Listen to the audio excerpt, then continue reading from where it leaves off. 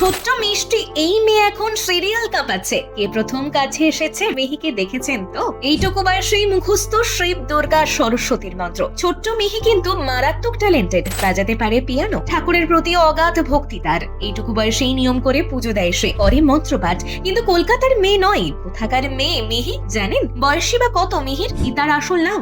অভিনয়ই বা এলো কিভাবে? ছোটা প্যাকেট বড় ধামাকা বললেও কম বলা হয় তাকে। তার বয়স নাকি মাত্র 3 বছর 11 মাস। যদিও তার অভিনয় দেখে কি বোঝা যায় সেটা? এই কটা দিন তো পর্দায় এসেছে, তার মধ্যে সবার ওপর জাদু করেছে যেন। জানেন কিভাবে এই ধারাবাহিকের সুযোগ পেল ছোট্ট মিহি? জানতে ইচ্ছে করে না? পড়াশোনার সাথে কিভাবে শুটিং ম্যানেজ করছে সে? তার বাড়ি বা কোথায়? যেদিন থেকে সিরিয়াল শুরু হয়েছে সেদিন থেকেই চর্চায় চলে এসেছে মিহি।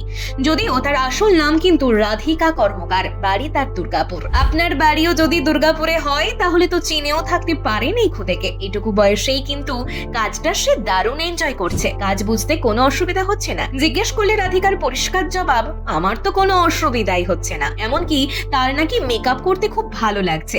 জানা গেছে রাধিকার কাছে এই সুযোগটা এসেছিল দাদাগিরি থেকে। এর আগে কিন্তু এই খুদে দাদাগিরিতেও গিয়েছিল। সৌরভ গাঙ্গুলি তো তার কেরামতি দেখে চমকে উঠেছিলেন। সেখান থেকেই তাকে দেখে নাকি পছন্দ হয়ে যায় প্রডিউসারের। তারপর আর কি? তারপর একটা অডিশন আর সোজা সিরিয়ালে এন্ট্রি। সবাই যখন কার্টুন নিয়ে ব্যস্ত তখন রাধিকা চর্চা করে ঠাকুরের মন্ত্র।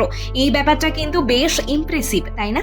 ছোট রাধিকার অভিনয় করতে কেমন লাগে? তাকে জিজ্ঞেস করা হলে বেশ পাকা পাকা গলায় সে জানাই তার নাকি অভিনয় করতে দারুণ লাগে। তবে জানেন কি, অভিনয়ের পাশাপাশি সোশ্যাল মিডিয়াতেও দারুণ অ্যাক্টিভ থাকে।